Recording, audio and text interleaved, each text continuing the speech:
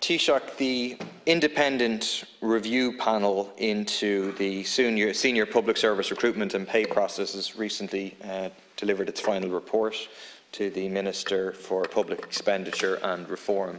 That fundamentally puts the ball in the court of the government in terms of deciding whether top civil servants, people who are already on, some of them, Mr. Watt, close to €300,000, others on €200,000 and some in between, are going to get big pay increases, 10 to 15%. Has the government discussed the outcome of that? Has the government discussed the idea of these very significant pay increases which are being spoken about? And would you not agree that at a time of the cost of living crisis that actually we should be imposing pay caps across the public sector? There's no need for anyone to be paid more than €100,000. One particular issue I wanted to raise is there has been an ongoing dispute, as I understand, in the department in relation to the pay of the Secretary-General of the Department of Housing, whereby he claims that upon moving from Secretary-General of the Department of Transport to Housing, he was promised that he would be bumped up a grade from Secretary-General Grade 2 to Secretary-General Grade 1, which comes with a substantial pay increase from around €235,000 a year to €250,000 a year, that being disputed by others as to whether such an agreement was in place. My reading of the press statement from the department and the Minister put out,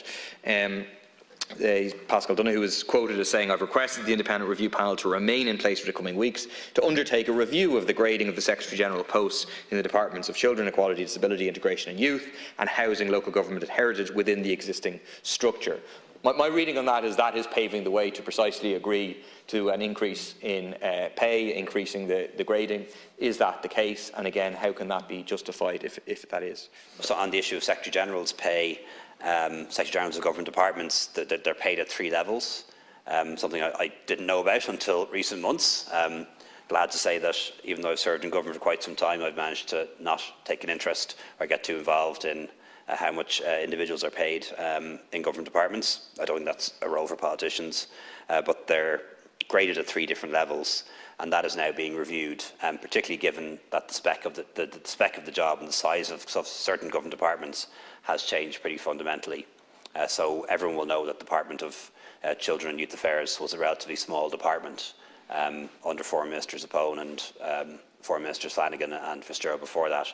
It's now a huge department, responsible for disability, responsible for international protection, responsible for our response to the crisis in refugees coming from Ukraine. So it's a different department. And similarly in housing, a department that has a budget that has ballooned in recent years, nearly €5 billion budget now, whereas it used to be a relatively small department in the past.